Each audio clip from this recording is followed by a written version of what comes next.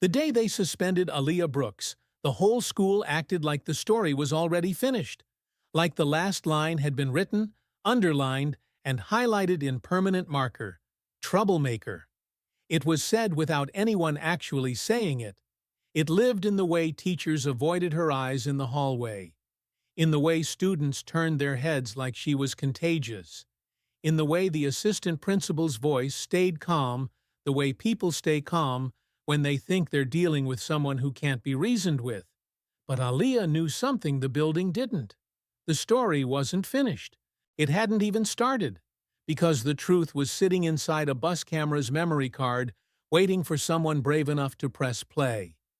It happened on a cold Wednesday when the sky looked like it was holding its breath. Aaliyah was 16, a junior at Maple Ridge High, and she'd learned early that some people watched her like they expected her to explode. She wasn't loud. She wasn't reckless. She was careful. Careful with her grades, careful with her words, careful with her face. But she was also black in a school where most of the staff was white, where good meant quiet, and where quiet meant small. Aaliyah had never been small, not in the way they wanted. That morning she'd stepped onto bus 17 with her headphones around her neck and her backpack heavy with textbooks. The driver, Mr. Gallagher, barely looked up. He was the kind of older white man who treated students like weather, something to endure until the day was over. Aaliyah slid into her usual seat halfway back on the left, by the window, and pulled out her notebook. She liked to review before first period. She liked to walk into class prepared, because being prepared was one of the only shields she had. The bus filled with noise and bodies, laughter, shouting, the slap of palms against seat backs. Aaliyah kept her shoulders squared and her gaze down. She'd gotten good at that too, moving through spaces without giving anyone a reason to turn their curiosity into a target. Then Madison Crane got on. Madison was the kind of girl who could trip you, and people would ask what you did wrong to make her do it. Blonde, varsity cheer, pastor's daughter, Instagram perfect smile. She had a group around her like a halo, a cluster of girls who echoed her laugh, who nodded at her opinions like she was a principal in training. Madison and Aaliyah weren't friends. They weren't enemies either. Not officially. They were just in the same building, the same air, the same unfair experiment where one girl's mistakes were a phase and the other girl's silence was an attitude. Madison's eyes found Aaliyah's seat the way magnets find metal. She walked past slowly, the aisle tight with backpacks and knees, and as she passed Aaliyah, she bumped her shoulder, harder than it needed to be. Aaliyah's pen scratched a jagged line across her notes. "Oops," Madison said, not looking back. Her friends giggled like it was a punchline. Aaliyah inhaled through her nose and forced herself to exhale slowly. She didn't say anything. She wrote over the line and kept going. She told herself what she always told herself. Don't give them a show. Don't become their story. But Madison wasn't done. 2 rows ahead, Madison leaned toward her friend and said something too loud to be private. Some people always sit like they own the place. Aaliyah kept her head down. Her stomach tightened. Around her, the bus noise shifted, the way a room shifts when people smell drama. Someone turned to look. Someone else whispered. Aaliyah could feel it like heat on her skin. Madison raised her voice again. It's funny how certain people can never just be grateful, right? Like, you get on the bus and act like you're above everybody. Aaliyah's fingers curled around her pen. She could feel her pulse in her throat. It would have been easy to snap back, to toss an insult, to stand up and make Madison regret it. Aaliyah knew she could, but she also knew what would happen if she did. She'd seen it happen before. Black kids labeled aggressive for defending themselves, while the ones who provoked them were called sweet and misunderstood. So Aaliyah stayed quiet. That quietness was taken as permission. Madison stood up suddenly and moved backward down the aisle, stopping beside Aaliyah's seat as the bus swayed over a pothole. She put one hand on the top of the seat in front of Aaliyah like she owned the whole row, and she leaned in close enough that Aaliyah could smell peppermint gum and expensive perfume. "You think you're so smart," Madison murmured, voice low now, so only Aaliyah could hear. "Always with your little books, always acting better." Aaliyah looked up then, slow, controlled. Madison's smile didn't reach her eyes. "Move," Aaliyah said quietly. Madison pretended not to hear. "Or what?" Aaliyah's jaw clenched. "Move, Madison." Madison's hand flicked. In a quick, casual motion, she hooked two fingers under Aaliyah's headphones, resting around her neck, and yanked. The cord snapped tight against Aaliyah's skin. Pain flashed sharp and hot. Aaliyah's body reacted before her brain could build a polite response. Her hand shot up, not to swing, not to hit, just to grab the cord and pull it away from her throat. But Madison used that motion like a trapdoor. She jerked backward and screamed, loud and dramatic, "Don't touch me!" The bus erupted in chaos. "Yo!" someone shouted. "Oh my God!" someone else gasped, already filming. Madison stumbled into the aisle as if she'd been shoved. She grabbed the seat for balance, then turned back toward Aaliyah, eyes wide like a frightened deer. She knew exactly what she was doing. She knew what it looked like. Aaliyah stood up, heart pounding. "I didn't—" She pulled. "Back up!" Madison yelled, voice shaking perfectly, like an actress who'd rehearsed. "Why are you always so violent?" That word hit Aaliyah like a slap. Violent. A word that stuck to her skin differently than it stuck to Madison's. A word that would become the headline. Aaliyah's hands were up, palms open. "I'm not— Madison, you yanked my headphones!" Madison's friends started shouting over her. "She attacked her!"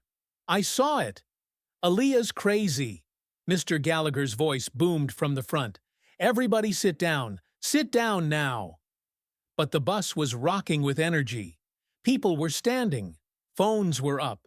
Words were flying like thrown objects. Madison took a step closer to Aaliyah's seat, close enough to invade her space, close enough that Aaliyah could feel the strategy. Madison leaned in again and whispered with venom so soft it didn't carry to anyone else. "Do something. Prove me right." Aaliyah's breath caught. For a second, rage flooded her. Hot, righteous, terrifying. Not because Madison was annoying. Because Madison was confident she could ruin Aaliyah and call it self-defense. Because Madison was confident the adults would believe her. Aaliyah forced herself to sit down, slowly, as if lowering a weapon. Her hands trembled. Madison smirked and turned away, already triumphant. But as Madison turned, she tripped and threw her elbow backward, hard, right into Aaliyah's cheek. Pain exploded behind Aaliyah's eye. Aaliyah's head snapped to the side. The bus roared with reactions. Aaliyah tasted blood. She stood again, faster now, eyes watering from the hit. She didn't swing. She didn't chase. She just stood there, stunned, hand to her face. Madison spun around like she'd been attacked. "See?" she cried, pointing at Aaliyah. "She's coming at me." And then it happened. The moment the entire story got written wrong. A boy in the back, trying to break it up, or maybe just trying to be part of it, pushed between them. Someone grabbed someone's backpack. The bus hit another pothole. Bodies collided. Aaliyah tried to step back, but Madison lunged forward again, grabbing at Aaliyah's sleeve. Aaliyah pulled away. Madison lost balance and fell into the aisle with a thud. A chorus of gasps, a shout. "She pushed her!" Mr. Gallagher slammed the brakes so hard backpacks flew. "That's it! Everybody off! Off!" By the time they reached school, the rumor had already outrun the bus. It moved faster than the wheels, faster than the truth, because rumors didn't need evidence. They just needed the right villain. Aaliyah was called to the office before she even made it to homeroom. She walked through the hallway with a throbbing cheek and a knot in her stomach, feeling eyes on her back. Some students looked away when she passed. Others stared with that hungry interest people had when they thought they were watching someone's downfall.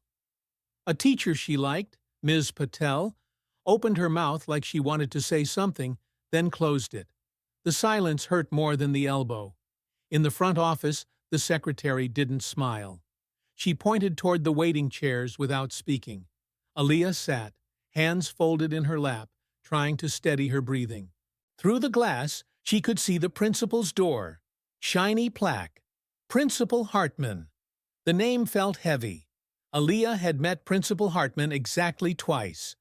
Both times, Hartman's expression had been tight, polite, careful in a way that didn't feel like kindness. She was a white woman with sharp, bobbed hair and the kind of posture that said she believed rules were moral. She walked the halls like she was keeping order in a place that would collapse without her. After 10 minutes, the door opened. "Aaliyah!" Principal Hartman called, voice neutral. Not warm, not cruel, just final. Aaliyah stood and stepped into the office. Inside, the air smelled like lemon cleaner and coffee. The walls were lined with framed awards and motivational posters about integrity. Integrity! Aaliyah almost laughed. It would have come out like a sob. Principal Hartman sat behind her desk. Assistant Principal Lewin, a white man with a buzz cut and a permanently disappointed face, leaned against a filing cabinet.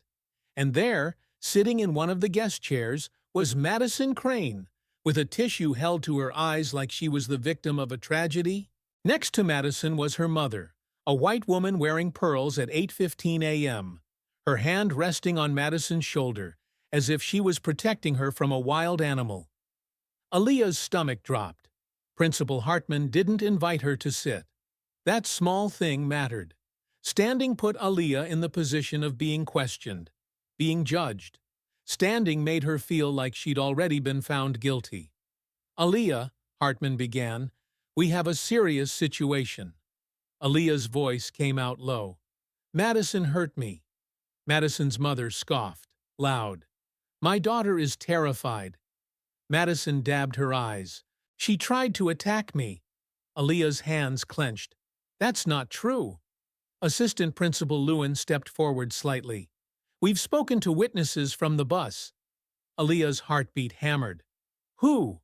Lewin's mouth tightened. "Several students." Aaliyah looked at Madison. Madison's eyes were red, but her mouth twitched in something like satisfaction. Principal Hartman folded her hands. "The reports are consistent. There was a physical altercation. You escalated it." Aaliyah felt dizzy. "No, I didn't escalate. She pulled my headphones. She hit me. She—" Hartman lifted a hand, calm, silencing. "Aaliyah, I need you to understand the seriousness. Violence on school transportation is a major policy violation." That word again. Violence. Applied like a stamp. Aaliyah's voice shook. "So, you're just going to believe her?" Hartman's gaze sharpened. "This isn't about believing one person. It's about safety and documented accounts." Madison's mother leaned forward. "My daughter has never been in trouble a day in her life." Aaliyah couldn't help it. "Because nobody ever calls her trouble." The room snapped colder. Lewin's eyes narrowed as if Aaliyah had confirmed something he already thought. Hartman's lips pressed into a thin line. "That comment is inappropriate." Aaliyah swallowed hard. Her cheek throbbed. Her skin felt too tight.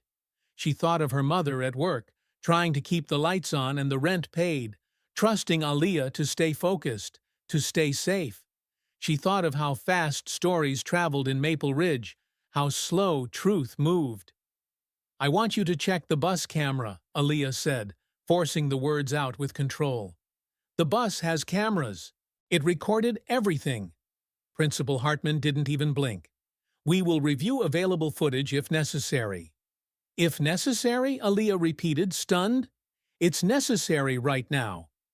Hartman's voice remained measured, which somehow felt worse. "Aaliyah, we have enough to make a decision." Madison dabbed her eyes again. "Please don't make me ride the bus with her," she whispered. Madison's mother sighed dramatically. This is traumatizing. Aaliyah stared at them, the weight of the moment pressing down on her chest. They weren't just accusing her of pushing someone. They were rewriting her entire character, turning her into a threat, a problem to be removed. Principal Hartman opened a folder and slid a paper across the desk without looking up. Given the severity, you are being placed on a 10-day out-of-school suspension effective immediately. Further disciplinary action may be considered pending review. The words blurred for a second. Aaliyah's voice came out small, despite her effort. You're suspending me without watching the video. Hartman finally looked directly at her, eyes cool. Aaliyah, actions have consequences. Aaliyah felt something inside her crack. Not into rage, but into clarity, because she recognized what this was. It wasn't just a misunderstanding. It was the old pattern wearing new clothes. It was adults choosing the easiest narrative, the one that kept the school's image clean and their relationships comfortable. Madison Crane was convenient. Aaliyah Brooks was expendable. Aaliyah straightened her shoulders. Then watch the video, she said again, steadier now, because I'm not taking the fall for her. Lewin gave a thin smile like he'd been waiting for her to get defiant. We'll handle it. Aaliyah reached for the suspension paper, but didn't sign it. Her fingers shook. Principal Hartman's voice softened just a fraction, the way some people soften when they think they're being generous. This can be a learning moment, Aaliyah. Aaliyah looked at her. It's already a learning moment, she said quietly. Just not for me. She turned and walked out of the office, her legs moving on instinct, because if she stayed one more second, she might cry, and she refused to give them that too. In the hallway, the world felt louder. Students passed her, whispering. Aaliyah could hear her name like a stain spreading. She kept walking until she reached the front doors, where her mom would have to pick her up, where the sunlight would hit her face, and everyone could see the swelling on her cheek, the evidence nobody had asked about. Outside, she stood under the overhang and tried to breathe through the humiliation. Her phone buzzed, a message from her mom. I'm leaving work. What happened? Aaliyah stared at the words. Her throat tightened. Her fingers hovered over the keyboard, but no text felt big enough. Across the parking lot, Bus 17 sat empty now, its windows reflecting the gray sky. Somewhere inside it, behind tinted glass and metal panels, the truth existed in silent, perfect memory. The camera didn't care who was popular. It didn't care who looked credible. It didn't care how Principal Hartman wanted the story to end. It had recorded what happened, second by second, without prejudice. Aaliyah wiped her mouth and noticed blood on her thumb. And that's when she made a decision that scared her almost as much as being suspended. If the adults in that building wouldn't press play, she would find someone who would. Because she wasn't just fighting for 10 days of school. She was fighting against the kind of lie that could follow her for the rest of her life. And the first step was getting that footage, before it disappeared, before someone lost it, before the story hardened into legend. Aaliyah pulled her phone out and scrolled to a contact she'd never wanted to use for this. Jamal Price, Senior, Student Council. The one kid who seemed to know everyone, and also somehow wasn't afraid of anyone. They weren't close, but Jamal had once told her, quietly, after a teacher accused him of cheating without proof, they get away with it because we let them control the paper trail. Aaliyah typed, I need help. Bus camera footage. They suspended me without watching it. She hesitated 1 second, then hit send. The wind cut across the parking lot, cold and sharp, but Aaliyah didn't flinch. Her cheek hurt. Her reputation was already being dismantled in real time. But inside her, something steady had lit up. An anger made of purpose. Behind the front doors, Maple Ridge High carried on like nothing had happened. Like it hadn't just thrown a student out based on a story that felt comfortable. But on Bus 17, the camera had caught the real fight. Not just the one in the aisle, The one that started long before anyone raised a hand. The fight to decide who gets to be seen as innocent and who gets treated like a danger the moment they speak.